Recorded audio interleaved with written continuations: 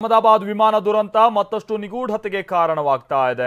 ಭೀಕರ ದುರ್ಘಟನೆಯ ಕಾರಣ ಪತ್ತೆ ಹಚ್ಚೋದಕ್ಕೆ ಉನ್ನತ ಮಟ್ಟದ ತನಿಖೆ ಶುರುವಾಗಿದೆ. ಇದರ ನಡುವೆ ವಿಮಾನಯಾನ ಸಚಿವಾಲಯ ಇವತ್ತು ಮಹತ್ವದ ಸಂಗತಿಗಳನ್ನು ಬಿಚ್ಚಿಟ್ಟಿದೆ. ಪೈಲಟ್ ಕೊಟ್ಟಿದ್ದಂತ ಆ ಸಂದೇಶ ನಡುಕ ಹುಟ್ಟಿಸಿದ್ದು ಪತ್ತೆಯಾಗಿರುವ ಬ್ಲಾಕ್ ಬಾಕ್ಸ್ನತ್ತ ಎಲ್ಲರ ಚಿತ್ತ ತಿರುಗಿದೆ. ಇತಿಹಾಸದಲ್ಲೇ ಕಂಡು ಕೇಳರಿಯದ ವಿಮಾನ ದುರಂತ ನಡೆದು ಹೋಗಿದೆ. Air India Boeing 787 dream liner ವಿಮಾನ ಪತನವಾಗಿ 241 ಪ್ರಯಾಣಿಕರು ಮತ್ತು ಕಟ್ಟಡದಲ್ಲಿದ್ದ 29 ಜನರನ್ನ ಬಲಿ ಪಡೆದಿದೆ. ಈ ಭೀಕರ ಘಟನೆ ಇಡೀ ದೇಶವನ್ನ ಆಘಾತಕ್ಕೆ ದೂಡಿದೆ. ಆದರೆ ಈ ವಿಮಾನ ಅವಘಡ ಸಂಭವಿಸಿದ್ದು ಹೇಗೆ? ಮೇಲೆ ಹಾರಬೇಕಿದ್ದ ವಿಮಾನ ಕೆಳಮುಖವಾಗಿ ಸಾಗಿದ್ದೇಕೆ? ಇಂಜಿನ್ ದೋಷವಾ? ಪಕ್ಷಿಗಳು ಕಾರಣವಾದ್ವಾ? ಇಂಧನಕ್ಕೆ ನೀರು ಅಥವಾ ಇನ್ನಿತರ ಕಲುಷಿತ ವಸ್ತು ಸೇರಿಕೊಂಡಿದ್ದ? ವಿಮಾನದ ತಂತ್ರಾಂಶ ವ್ಯವಸ್ಥೆ ಹ್ಯಾಕ್ ಮಾಡಲಾಗಿತ್ತ? ಪೈಲಟ್ ತಪ್ಪಿನಿಂದ ಸಂಭವಿಸಿದ ವಿಧ್ವಂಸಕ ಕೃತ್ಯ ಇರಬಹುದಾ? ಹೀಗೆ 10 ಹಲವು ಅನುಮಾನಗಳು ಕಾಡತೊಡಗಿವೆ. ವಿಮಾನ ಪತನದ ನಿಗೂಢ ಕಾರಣಗಳನ್ನು ಭೇದಿಸಲು ಈಗ ತನಿಖೆ ಚುರುಕುಗೊಂಡಿರುವಂತೆಯೇ ವಿಮಾನದಲ್ಲಿದ್ದ 241 ಜನರ ಬಲಿ ಪಡೆದ ಅಮೆರಿಕ ಮೂಲದ ಬೋಯಿಂಗ್ ವಿಮಾನಗಳ ಸುರಕ್ಷತೆಯ ಬಗ್ಗೆ ದೊಡ್ಡ ಪ್ರಶ್ನೆ ಎದ್ದಿದೆ. ಭಾರತದಲ್ಲಿರುವ 34 ಡ್ರೀಮ್ ಲೈನರ್ ವಿಮಾನಗಳ ತಪಾಸಣೆ.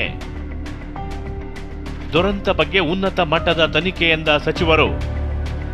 ನಾಗರಿಕ ವಿಮಾನಯಾನ ಸಚಿವ ಕಿಂಜರಪು ರಾಮಮೋಹನ್ ನಾಯ್ಡು ಅಧಿಕಾರಿಗಳೊಂದಿಗೆ ಇಂದು ಸುದ್ದಿಗೋಷ್ಠಿ ನಡೆಸಿದರು. ಏರ್ ಇಂಡಿಯಾ ಬೋಯಿಂಗ್ 787 ವಿಮಾನಗಳ ಕಣ್ಗಾವಲು ಆರಂಭಿಸಲಾಗಿದೆ. ಭಾರತದಲ್ಲಿರುವ 34 ಡ್ರೀಮ್ ಲೈನರ್ಗಳಲ್ಲಿ 8 ವಿಮಾನಗಳು ಈಗಾಗಲೇ ತಪಾಸಣೆಗೆ ಒಳಗಾಗಿವೆ ಎಂದು ತಿಳಿಸಿದರು. Do the extended surveillance for the 787 planes. There are 34 in our Indian aircraft fleet today. I believe that 8 have already been inspected, and then with immediate urgency, all of them are going to be done.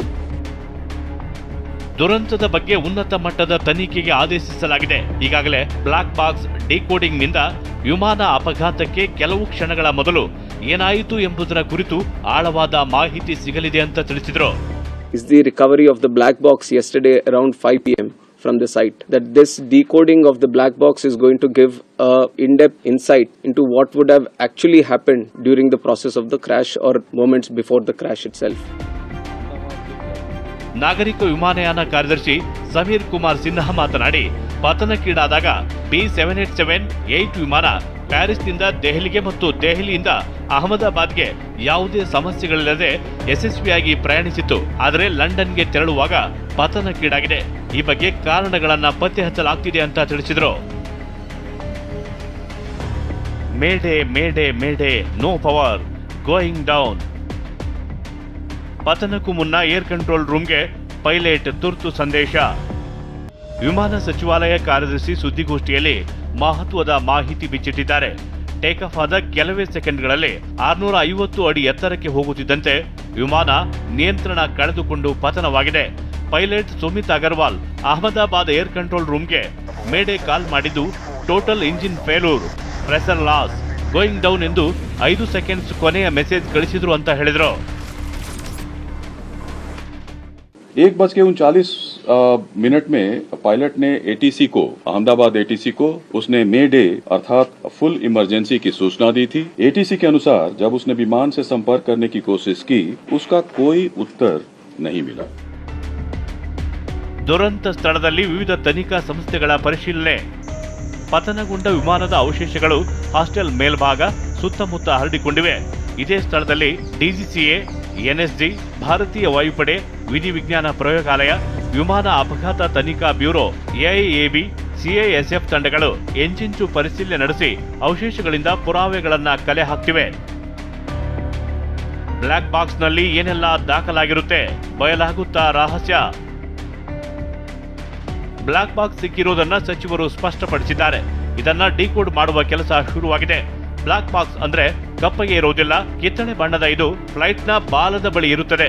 ಹಾಗಿದ್ರೆ ಏನಿದು black box? ಇದರಿಂದ ಏನೆಲ್ಲ ಮಾಹಿತಿ ಸಿಗುತ್ತೆ ಅಂತ ನೋಡೋದಾದ್ರೆ, black box ಅಂದ್ರೆ ವಿಮಾನದ ಡಿಜಿಟಲ್ ಫ್ಲೈಟ್ ಡೇಟಾ ರೆಕಾರ್ಡರ್. ಇದು ವಿಮಾನ ಪತನದ ಬಗ್ಗೆ ತಿಳಿಸುವಲ್ಲಿ ಮಹತ್ವದ ಪಾತ್ರ ವಹಿಸಲಿದೆ. ವಿಮಾನ ಪತನ ಸಂದರ್ಭ ಸ್ಪೀಡ್ ಎಷ್ಟಿತ್ತು, ಎಷ್ಟು ಎತ್ತರದಲ್ಲಿತ್ತು, ಎಂಜಿನ್ ಕಾರ್ಯಕ್ಷಮತೆ ಹೇಗಿತ್ತು ತಿಳಿಸಲಿದೆ. ಅಲ್ಲದೆ ತಾಂತ್ರಿಕ ದೋಷವಾಗಿತ್ತ, ಎಂಜಿನ್ ವೈಫಲ್ಯ, ಪಕ್ಷಿ ಡಿಕ್ಕಿ ಹೊಡೆಯಿತ, ವಿಮಾನದಲ್ಲಿ ಬೆಂಕಿ ಅಥವಾ ಮಾನವ ದೋಷದಿಂದ ಸಂಭವಿಸಿದ ಎಲ್ಲವೂ ಬಯಲು ಮಾಡಲಿದೆ. ಕಾಕ್ಪಿಟ್ ಅಂದ್ರೆ ಪೈಲಟ್ಗಳಿರುವ ಸ್ಥಳದಲ್ಲಿ ನಡೆದ ಮಾತುಕತೆ ಇರಬಹುದು, ಅಲ್ರಾಮ್ ಸುತ್ತಮುತ್ತಲಿನ ಶಬ್ದ ಎಲ್ಲವೂ ದಾಖಲಾಗಲಿದೆ. ವಿಮಾನ ಅಪಘಾತ ತನಿಖಾ ಬ್ಯೂರೋ ಬ್ಲಾಕ್ ಬಾಕ್ಸ್ ವಿಶ್ಲೇಷಣೆ ಮಾಡ್ತಿದೆ. ವೆದರ್ ಸೆಂಟ್ರಲ್ ಲೈನ್ನಲ್ಲಿ ಲ್ಯಾಂಡ್ ಆದ್ನಾ ಅಥವಾ ಬೇರೆ ಕಡೆ ಏನಾದ್ರು ಹೋಯ್ತೋ ಇದೆಲ್ಲದೂ ಅದರಲ್ಲಿ ಇರುತ್ತೆ. ಸೊ ಅದರ ಜಾತಕನೇ ಅದರಲ್ಲಿ ಇರುತ್ತೆ, ಕಾಕ್ಪಿಟ್ ರಿಕಾರ್ಡರ್. ಇದೆಲ್ಲದರ ನಡುವೆ ಮೃತಪಟ್ಟವರ ಗುರುತು ಪತ್ತೆ ಕಾರ್ಯ ಸವಾಲಾಗಿದೆ.